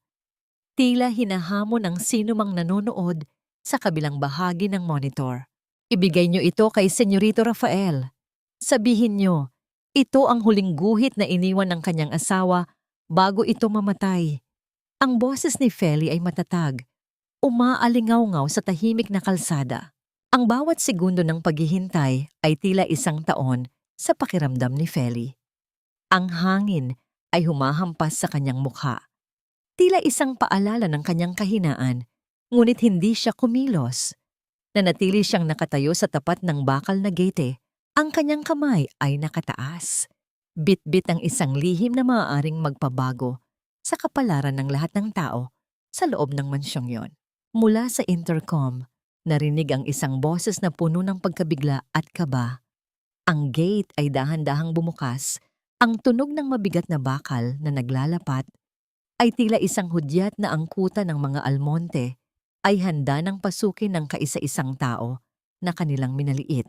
Ang halimuyak ng mga sariwang liryo at mamahaling bulaklak ay nanunuot sa bawat sulok ng mansyon ng mga almonte. Isang amoy na tila nagbabadya ng isang marangyang pagdiriwang. Ngunit para kay Feliciana, ito ay amoy ng isang mabulok na katotohanang pilit itinatago sa ilalim ng mga talulot. Habang naglalakad siya sa gitna ng malawak na bulwagan, ang kanyang mga luma at gasgas na tsinelas ay lumilikha ng isang mapurol na tunog sa makintab na marmol. Isang tunog na tila isang mantsa sa perpektong kakinangang pinagpaguran ng ibang mga katulong. Ang mga mata ng mga bisitang maagang dumating at ng mga tauhan sa mansyon ay nakatutok sa kanya, puno ng pangungutya at pagtataka. Ngunit hindi ininda ni Feli ang mga bulong na tila mga mumo ng hangin. Ang kanyang paningin ay nakatutok lamang sa pintuan ng opisina ni Rafael. Ang bawat hakbang niya ay puno ng bigat. Tila ba hila-hila niya ang buong pait ng kanyang nakaraan, ngunit ang kanyang likod ay tuwid na tila isang kawayang tumangging mabali sa gitna ng bagyo. Nang bumukas ang pinto ng opisina, lumabas si Beatrice. Ang kanyang suot na pulang gown ay tila isang babala ng panganib at ang kanyang mga mata ay nanlisik nang makita ang babaeng akala niya ay tuluyan na niyang naitapon sa putikan. "Guards! Bakit hinayaan niyo ang basurang ito na makapasok?" Ang matinis na hiyaw ni Beatrice ay pumunit sa katahimikan ng mansyon. "Feli, you have the nerve to show your face here after what you did? Get out before I call the police." "Hindi ako aalis hanggat hindi ko nakakausap si Senyorito Rafael." Ang tinig ni Feli ay kalmado. Isang kalmadong tila ang katahimikan bago ang isang malakas na pagputok ng bulkan. "May hawak akong ebidensya, Beatrice. Ang ebidensyang matagal mo nang pinagtatangkaang sunugin." Lumabas si Rafael mula sa silid. Ang kanyang mukha ay maputla at ang kanyang mga mata ay puno ng pagod. Nang makita niya si Feli, napatigil siya. May isang emosyong dumaan sa kanyang mga mata. Isang halong pagsisisi, galit, at isang uri ng pag-asang hindi niya maipaliwanag. Inabot ni Feli ang nakatuping papel. Ang kanyang mga kamay ay hindi na nanginginig. Dahan-dahang kinuha ni Rafael ang papel. Sa loob nito ay hindi lamang isang sulat, kundi ang huling guhit ni Isabela. Isang larawang puno ng mga itim na guhit na nagpapakita ng isang babaeng may hawak na bote ng lason at sa tabi nito ay ang pangalan ni Beatrice na isinulat sa gitna ng panginginig. Habang binabasa ni Rafael ang mga salitang nakasulat sa likod ng papel, ang kanyang mga kamay ay nagsimulang manginig ng husto. Ang bawat salita ay tila isang sampal ng katotohanan na nagpagising sa kanyang mahabang pagkakahimbing. Rafael, darling, don't listen to her. Gawa-gawa lang niya yan. She's desperate to get back at us. Ang histerikal na sigaw ni Beatrice habang pilit na inaagaw ang papel. Ngunit hinawakan ni Rafael ang braso ni Beatrice nang may higit na puwersa kaysa sa dati niyang ginagawa. Ang kanyang tingin ay tila isang talim na tumatagos sa kaluluwa ng babaeng balak niyang pakasalan. Nanlalamig ang mga kamay mo, Beatrice. Bakit? Dahil ba ang papel na ito ay nagpapaalala sa iyo ng gabing iyon sa balkonahe? Sa gitna ng tensyon, isang matandang lalaki na naka-Amerikana ang pumasok sa mansyon. Ito ang dating abogado ni Isabela, si Attorney Villafuerte. Ang kanyang pagdating ay tila isang huling piraso ng puzzle na nakumpleto na. Hawak niya ang isang asul na folder na may tatak ng kumpanya ng mga Almonte. Senyorito Rafael, may mga dokumentong kailangang dumaan sa mabilisang pagsusuri. Ang boses ng abogado ay baritono at puno ng awtoridad. Ang mga audit reports na ipinatago ni Doña Caridad ay muling nabuksan. May malaking halaga ng pera na nawawala sa charity fund at ang lahat ng pirma ay tumuturo sa isang tao. Tumingin si Rafael kay Beatrice, pagkatapos ay kay Doña Caridad na ngayon ay dahan-dahang bumababa sa hagdanan. Ang muka ay tila isang rebultong yari sa bato na unti-unti nang nagkakaroon ng mga lamat. Ang karangyaan ng mansyon ay tila nagsimulang gumuho sa pandinig ni Feli. Kahit na ang lahat ay nananatiling tahimik, ngunit ang hindi inaasahan ng lahat ay ang biglang pagtakbo ni Beatrice patungo sa itaas ng hagdanan, patungo sa silid ni Livia. Isang malakas na takot ang bumalot kay Feli. Ang kanyang puso ay tila tumigil sa pagtibok nang maisip ang panganib na maaaring idulot ng isang desperadong babae sa isang batang walang laban. Livia! Ang hiyaw ni Feli ay umalingaw-ngaw sa buong mansyon habang mabilis siyang tumatakbo patungo sa hagdanan. Hindi inaalintana ang mga gwardiyang sumusubok na humarang sa kanya. Ang huling nakita ni Feli bago siya makarating sa itaas ay ang anino ni Beatrice na pumasok sa silid ng bata at ang mabilis na pagpihit ng trangka ng pinto mula sa loob. Ang katahimikan pagkatapos ng tunog na yon ay mas nakakatakot kaysa sa anumang sigaw. Tila isang hudyat na ang pinakamadilim na bahagi ng gabi ay nagsisimula pa lamang. Huwag kang lalapit, Rafael. Isang hakbang pa at isasama ko ang batang ito sa impyerno. Wala na akong pakialam kung anong mangyari sa akin, basta't hindi niyo ako makukulong ng mag-isa. Ang boses ni Beatrice mula sa loob ng silid ay tila hiyaw ng isang hayop na nasusukol, puno ng desperasyon at baliw na galit. Sa labas ng nakatrangkang pinto, ang malakas na paghampas ng balikat ni Rafael sa matigas na kahoy ay lumikha ng isang serye ng mabibigat na tunog na tila binibiyak ang bawat hibla ng katahimikan sa mansyon. Ang bawat yanig ng pinto ay sinasabayan ng mabilis na pagtibok ng puso ni Feliciana, isang tibok na puno ng panalangin at matinding pangamba para sa batang nasa loob. Beatrice, buksan mo ang pinto. Huwag mong idadamay ang anak ko sa mga kasalanan mo. Ang boses ni Rafael ay paos na sa pagsigaw. Ang kanyang mga mata ay nanlilisik habang ang mga ugat sa kanyang leeg ay tila puputok na sa tindi ng tensyon. Nakatayo si Feli sa likuran ni Rafael. Ang kanyang mga kamay ay nakadiin sa kanyang dibdib. Pilit na pinatitigil ang panginginig ng kanyang buong katawan. Tumingin siya kay Doña Caridad na nakatayo sa dulo ng pasilyo. Ang matandang babae ay tila biglang tumanda ng 10 taon. Ang kanyang marangyang anyo ay tila isang maskarang unti-unti nang natutunaw. Hawak ni Rafael ang USB na ibinigay ni Feli at sa isang maliit na screen ng laptop na dinala ni Attorney Villafuerte sa pasilyo, ang katotohanan ay dahan-dahang bumubulaga sa lahat. Sa madilim na screen, ang refleksyon mula sa dashcam ni Mang Tomas ay malinaw na nagpapakita ng anino ng dalawang babae sa balkonahe noong gabing iyon. Nakita ng lahat ang marahas na pagtulak, ang pagbagsak ni Isabela, at ang malamig na pagtayo ni Beatrice habang pinapanood ang kanyang biktima. Walang ingay ang video, ngunit ang bawat galaw ay mas malakas pa sa anumang pagsabog. Ma, alam mo ito. Alam mo ang lahat, hindi ba? Ang tanong ni Rafael ay tila isang malamig na hanging dumaan sa pasilyo. Tumingin siya sa kanyang ina nang may halong pandidiri at pait. Pinili mong protektahan ang isang mamamatay tao kaysa sa katarungan para sa asawa ko? Dahil lang sa kahiyan? Dahil lang sa pangalan ng mga Almonte? Hindi nakapagsalita si Doña Caridad. Ang kanyang panginginig ay naging sapat na sagot. Ang kanyang katahimikan ay ang pinakamabigat na kumpirmasyon ng kanyang pakikipagsabwatan sa dilim. Biglang narinig ang tunog ng pagpihit ng trangka mula sa loob. Dahan-dahang bumukas ang pinto. Lumitaw si Beatrice. Ang kanyang buhok ay gulo-gulo at ang kanyang mga mata ay nanlilisik sa takot. Hawak niya sa braso si Livia. Ang maliit na bata ay tila isang estatwang walang buhay. Ngunit ang kanyang mga mata ay nakatitig ng diretso kay Feli. Isang maliit na gunting na galing sa art kit ng bata ang hawak ni Beatrice.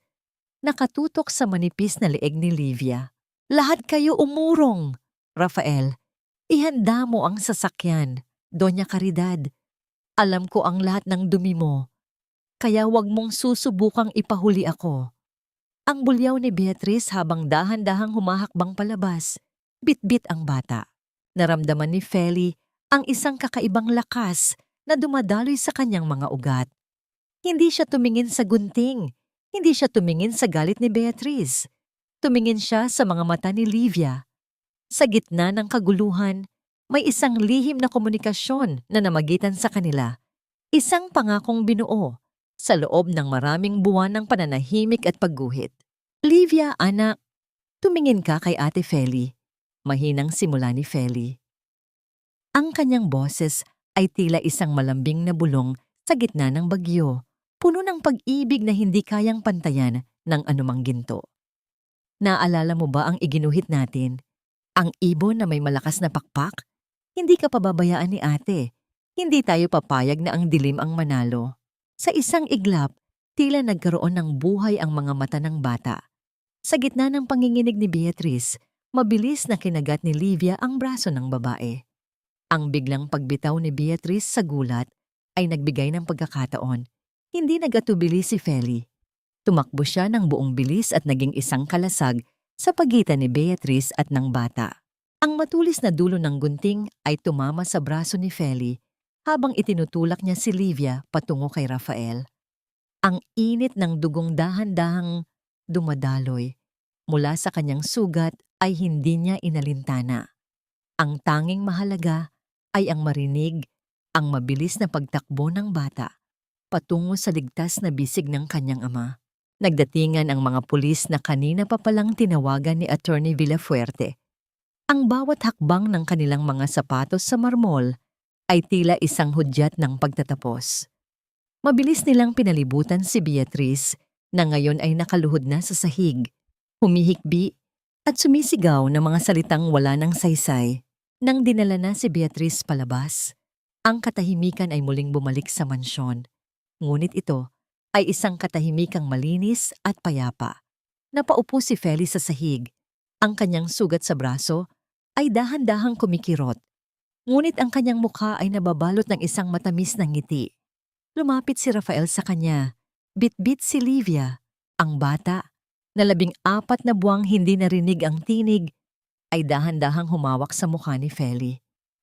Ang kanyang mga labi ay nanginig, at sa gitna ng mga luhang dumadaloy, isang salita ang namutawi, na tila isang himala sa pandinig ng lahat. Ate, Feli, tahanan. Ang tinig ni Livia ay tila isang anghel na bumaba sa lupa. Niyakap ni Feli ang bata ng mahigpit Habang si Rafael ay lumuhod sa tabi nila, ang kanyang mga luha ay malayang pumapatak sa kanyang mga pisngi.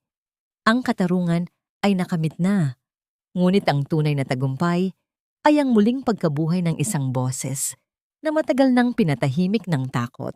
Paano nga ba magsisimulang muli ang isang pamilyang winasak ng sariling kadugo? At anong papel ang gagampanan ng isang katulong sa bagong kabanata ng kanilang buhay? Ang bawat kislap ng asul at pulang ilaw mula sa mga sasakyan ng pulis ay tila mga matatalim na kulay na humihiwa sa dilim ng gabi sa Forbes Park.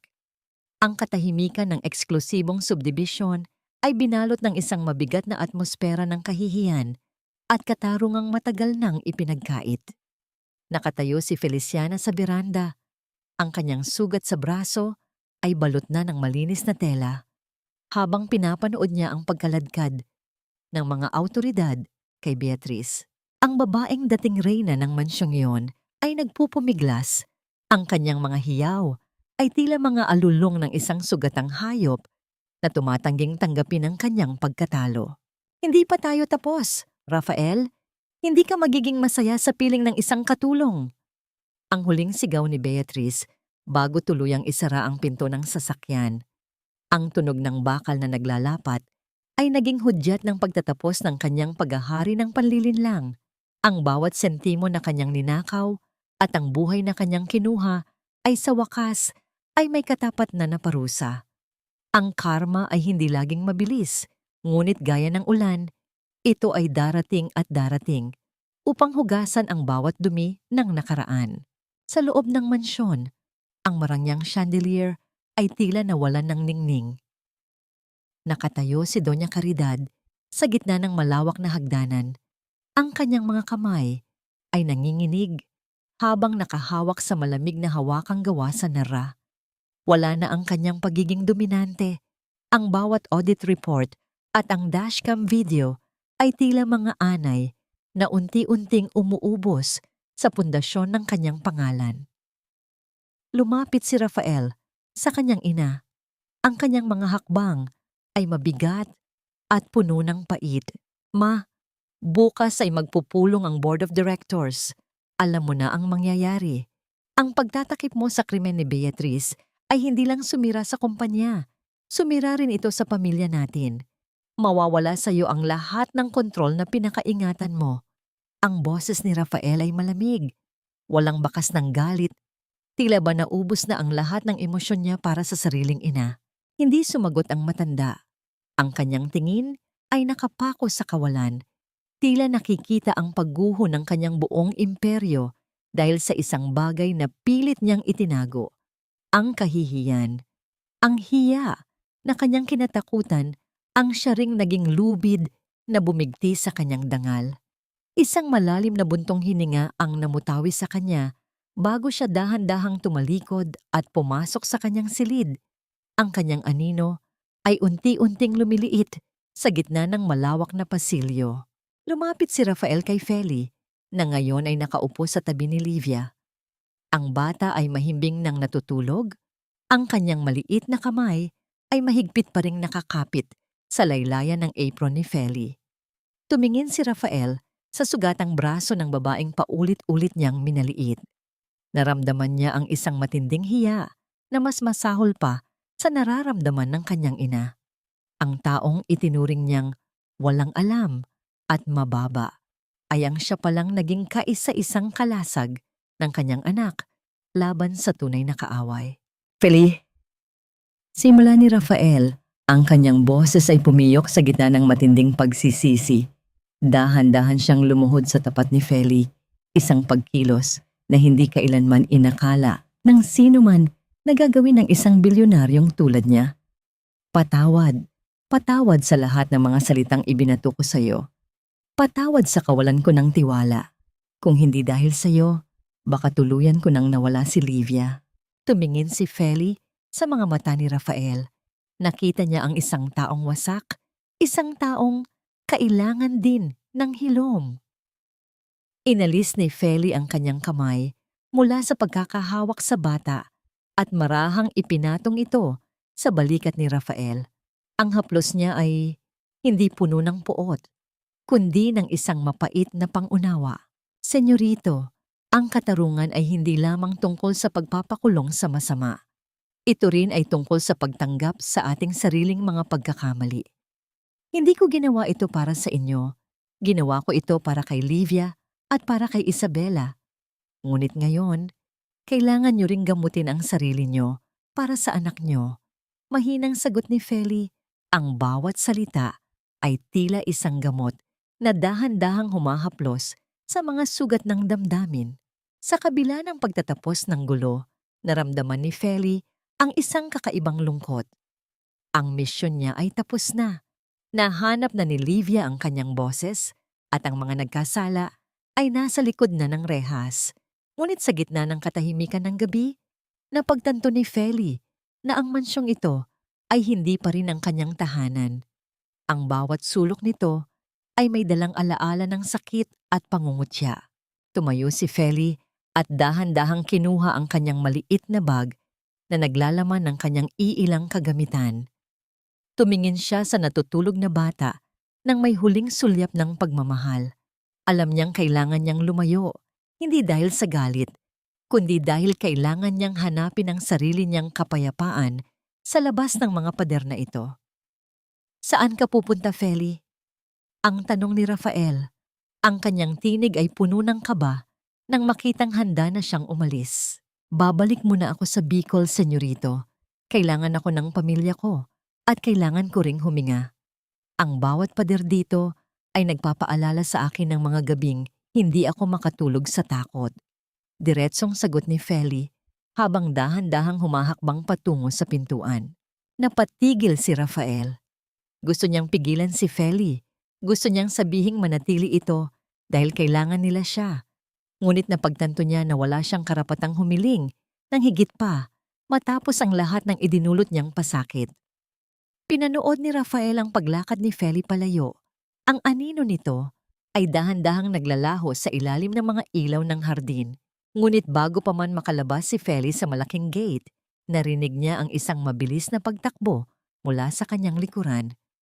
Ang boses na nagpatigil sa kanyang mundo ay muling umaling-awngaw sa gitna ng malamig na hangin ng madaling araw. Ate Feli, wag mo akong iwan.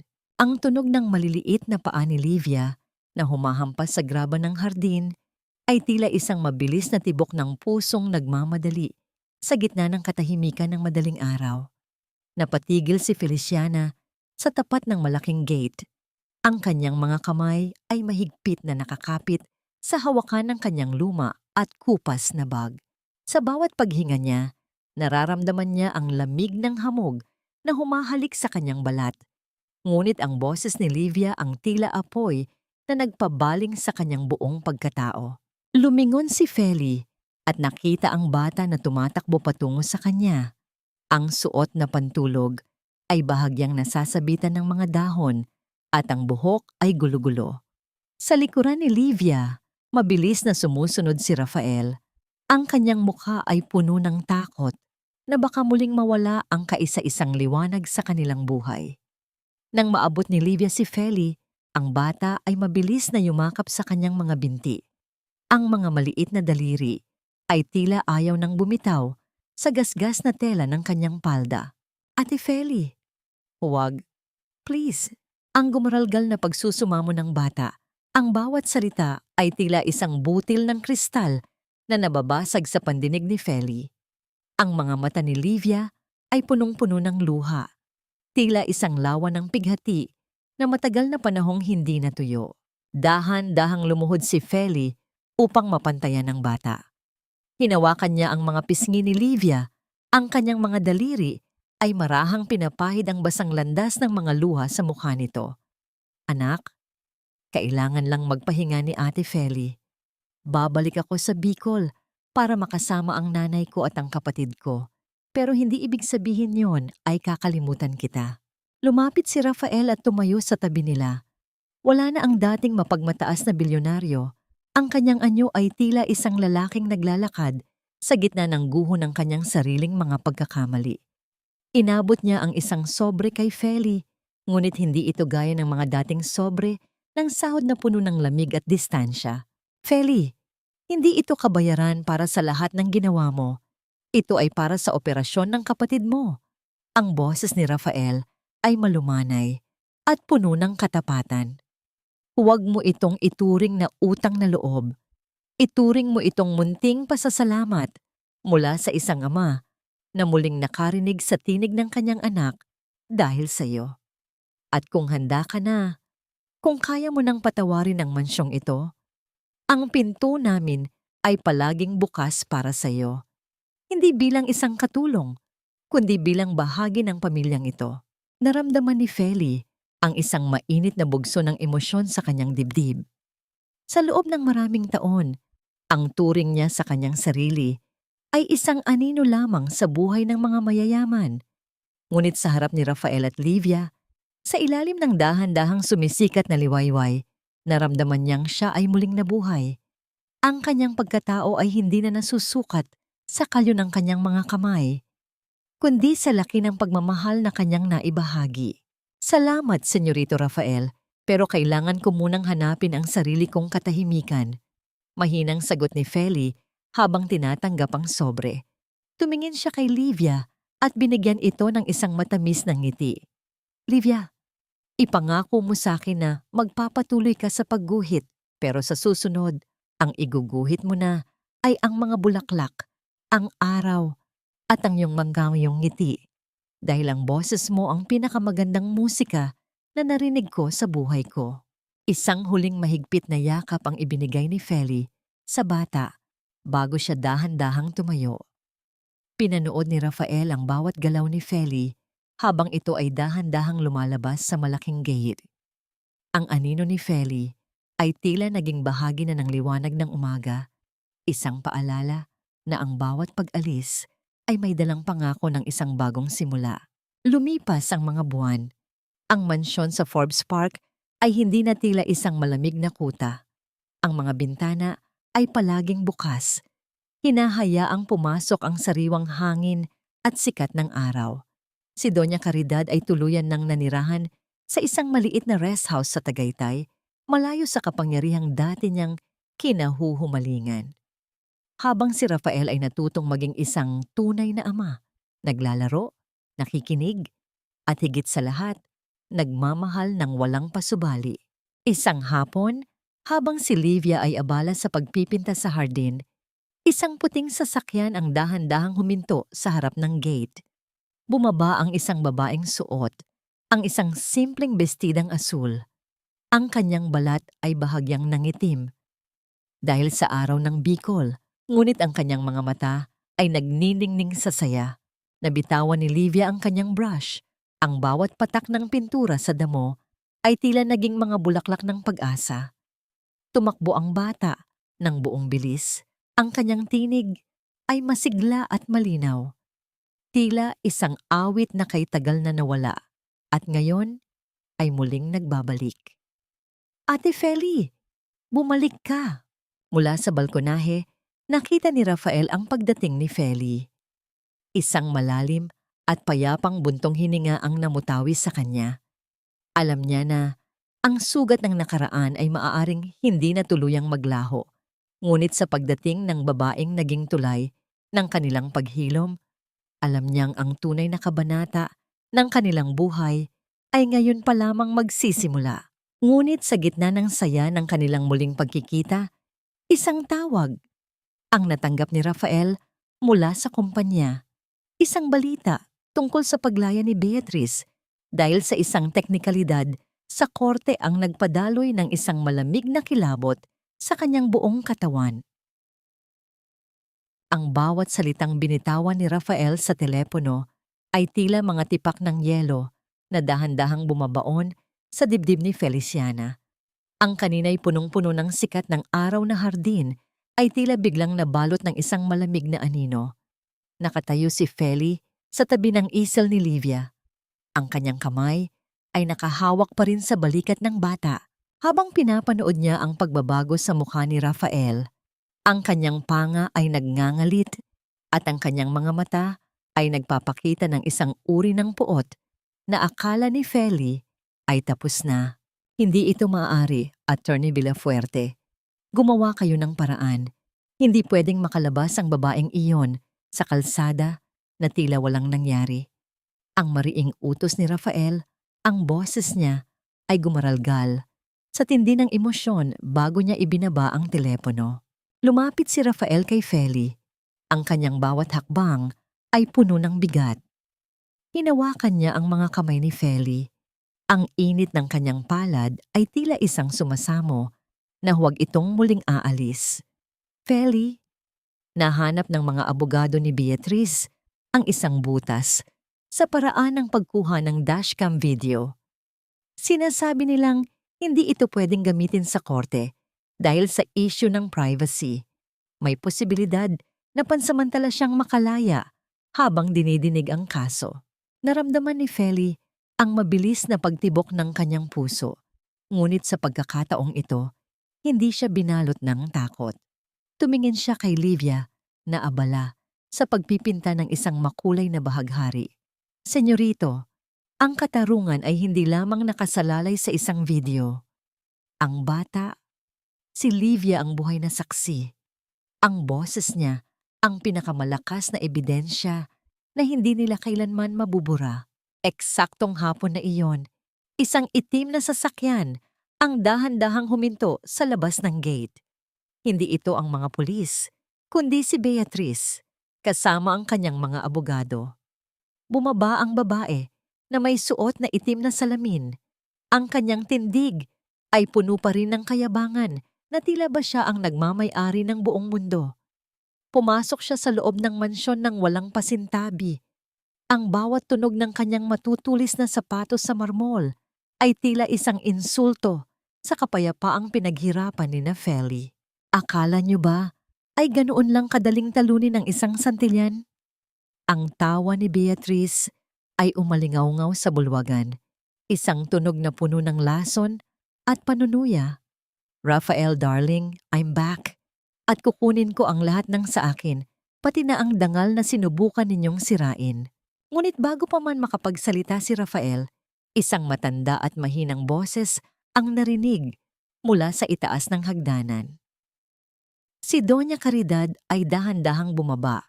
Suot ang isang simpleng kasuotan na malayo sa kanyang dating marangyang anyo. May hawak siyang isang maliit na asul na notebook, isang diary na matagal na niyang itinatago sa loob ng kanyang pinakalihim na cabinet. Tapos na ang laro, Beatrice. Ang boses ng matanda ay mahina, ngunit may awtoridad na hindi matatanggihan. Hindi ko nahahayaang ang pangalan ng mga Almonte ay maging sangkalan ng iyong mga krimen. Heto, ang lahat ng mga transaksyon mo, ang lahat ng mga banta mo sa akin, at ang pag-amin mo noong gabing iyon, nalasing ka, isinulat ko ang lahat. Handa akong tumistigo laban sa iyo, kahit na mga hulugan ito ng sarili kong pagkakulong sa pagtatatakip. Nanlaki ang mga mata ni Beatrice. Ang kanyang mapuputlang labi ay nanginig, habang ang kanyang abogado ay dahan-dahan ding napaatras. Ang kuta ng kasinungalingan na binuo ni Beatrice ay tuluyan ng gumuho nang ang mismong taong naging kasabwat niya ay tumalikod na sa kanya. Lumapit si Feli at tumayo sa harap ni Beatrice. Hindi siya sumigaw, hindi siya nagmura. Ang kanyang mga mata ay puno ng isang uri ng kapayapaan na tila isang malalim na dagat. Beatrice, ang kapangyarihan mo ay nagmula sa takot ng ibang tao. Pero ngayon, wala na kaming takot. Ang boses ni Livia, ang katotohanan ni Doña Caridad, at ang paninindigan ni Senyorito Rafael, iyan ang mga pader na hindi mo kailanman matitibag. Muling dumating ang mga awtoridad, ngunit sa pagkakataong ito, wala nang teknikalidad na makakapagliligtas sa kanya. Ang mga bagong ebidensya mula kay Doña Caridad ay sapat na upang tuluyan siyang mabulok sa likod ng mga rehas. Habang kinakaladkad si Beatrice palabas, ang kanyang mga hiyaw ay unti-unting naglaho sa hangin hanggang sa tanging ang huni na lamang ng mga ibon ang natira sa mansyon. Nang gabi ring iyon, sa ilalim ng nagniningning na mga bituin, nakaupo sina Rafael at Feli sa hardin, malayo sa ingay ng mundo, malayo sa pait ng nakaraan. Kinuha ni Rafael ang kamay ni Feli at marahan itong hinalikan. Feli, sa loob ng mahabang panahon, ang akala ko ang mansyong ito ang tahanan ko. Pero nagkamali ako. Ang tahanan ay hindi ang mga pader na ito, kundi ang presensya mo. Ikaw ang nagturo sa amin kung paano muling magmahal. Ang boses ni Rafael ay puno ng pagsinta at katapatan. Tumingin si Feli sa langit. Ang kanyang puso ay puno ng pasasalamat. Ang bawat luhang pumatak, ang bawat silya ng pangungutya, at ang bawat sakripisyo ay nagbunga ng isang kaligayahang hindi niya inakalang makakamit niya. Hindi na ako anino lamang, Rafael. Sa piling niyo, nahanap ko na ang sarili kong boses. Sa di kalayuan, narinig nila ang mahinang tawag ni Livia. Ang bata ay nakatayo sa may bintana. May suot na malapad na ngiti habang iwinagayway ang kanyang kamay. Ang bawat piraso ng kanilang buhay ay dahan-dahan nang nabubuo. Tila isang obra maestra na hinding-hindi na kailanman mabubura ng anumang unos. Ang katarungan ay nakamit na, ang mga sugat ay dahan-dahang naghihilom, at ang bawat bukas ay tila isang panibagong guhit ng ligaya sa puso ng bawat isa. Ang bawat dapit hapon sa dalampasigan ng Bicol ay tila isang dambuhalang canvas na pininturahan ng ginto, lila at kahel. Isang tanawin na dati ay pinagmamasdan ni Feliciana ng may mabigat na dibdib, ngunit ngayon ay tila isang yakap ng kalikasang puno ng pag-asa. Ang hangin na nagmumula sa dagat ay may dalang amoy ng alat at sariwang puno ng niyog. Isang halimuyak na nagpapaalala sa kanya na ang bawat paglalakbay, gaano man kahirap, ay palaging may patutunguhang tahanan. Isang taon na, ang mabilis na lumipas, mula nang huling sumara ang mga pinto ng korte para kay Beatriz. Ang katahimikan ng selda ang naging huling hantungan ng kanyang kasakiman, habang si Doña Caridad naman ay nahanap ang kanyang sariling kapayapaan sa gitna ng mga taniman ng kape sa Tagaytay. Hindi man tuluyang nabura ang mga peklat ng nakaraan, ang bawat lamat sa pamilya Almonte ay dahan-dahan nang pinupunan ng pag-unawa at pagpapakumbaba. Nakatayo si Rafael sa tabi ni Feli. Ang kanyang mga kamay ay nakapasok sa bulsa ng kanyang pantalon habang nakatanaw sa malawak na dagat. Wala na ang kurbata at ang matigas na anyo ng isang bilyonaryo. Ang kanyang muka ay nababalot na ng isang uri ng kalmado na tanging ang tunay na kaligayahan lamang ang makakapagbigay. Dahan-dahan niyang inabot ang kamay ni Feli. Ang kanilang mga daliri ay nagtagpo at nagdaop. Isang paghawak na hindi nangangailangan ng anumang pangako dahil ang bawat sandali ng kanilang pagsasama ay sapat na. Feli, tinitingnan ko si Livia ngayon at hindi ako makapaniwala na tayo ang may gawa sa ngiting iyan. Mahinang bulong ni Rafael, ang kanyang boses ay puno ng pagsinta at malalim na respeto. Tumingin si Feli sa di kalayuan. Si Livia ay tumatakbo sa maputing buhangin, kasunod ang ilang mga batang taga rito. Ang kanyang tawa ay malakas at malinaw, tila isang awit na lumilipad kasabay ng mga ibon. May hawak siyang sketchbook, ngunit sa pagkakataong ito, ang mga pahina nito ay hindi na puno ng mga anino, kundi ng mga kulay ng buhay. Ang paghilom ay hindi isang mabilis na proseso, Rafael. Ito ay parang pagpipinta ng isang obra maestra. Kailangan ng pasensya, tamang kulay, at higit sa lahat, pagmamahal sa bawat haplos. Sagot ni Feli habang isinasandal ang kanyang ulo sa balikat ng lalaki. Sa loob ng isang taon, natutunan ni Feli na ang kapatawaran ay hindi nangangahulugang paglimot sa sakit, kundi ang pagpili na huwag nang hayaang kontrolin ng sakit na yon ang kanyang hinaharap. Napatawad na niya si Rafael, napatawad na niya si Doña Caridad, at higit sa lahat, napatawad na niya ang kanyang sarili sa pagkawala ng kanyang anak noon. Nahanap niya ang kapayapaan, hindi sa yaman ng mga Almonte, kundi sa pagtanggap na siya ay karapat-dapat na mahalin at pahalagahan. Ang mansyon sa Forbes Park ay nananatiling nakatayo, ngunit hindi na ito isang kuta ng kasinungalingan. Ito ay naging isang bukas na tahanan kung saan ang boses ng bawat isa ay pinakikinggan. Si Feli ay hindi na bumalik bilang isang katulong. Siya ay bumalik bilang katuwang ni Rafael sa pagpapalaki kay Livia at sa pagpapatakbo ng isang foundation na tumutulong sa mga batang may trauma. Habang ang araw ay tuluyan ng naglalaho sa abot-tanaw, lumapit si Livia sa kanila. Ipinakita niya ang kanyang huling guhit, isang larawan ng 3 taong magkakahawak kamay sa harap ng isang maliit na bahay. At sa itaas nito ay nakasulat ang salitang tahanan. Niyakap ni na Rafael at Feli ang bata ng sabay, isang yakap na tila isang huling tuldok sa isang mahabang kabanata ng pighati. Ang bawat luha na pumatak ay naging pataba sa lupang ngayon ay tinutubuan na ng mga bulaklak ng kagalakan. Ang aral na iniwan ng kanilang kwento ay simple ngunit malalim. Ang pinakamalakas na boses sa mundo ay hindi ang boses na sumisigaw ng kapangyarihan, kundi ang tinig na nagmumula sa katotohanan at pag-ibig. Ang isang hamak na puso ay kayang maghilom ng pinakamalalim na sugat at ang katarungan, sa huli, ay palaging nakakamit ng mga taong may sapat na lakas na manahimik at maghintay sa tamang panahon ng langit. Dito nagtatapos ang guhit ng kanilang puso, hindi sa isang wakas, kundi sa isang walang hanggang simulat.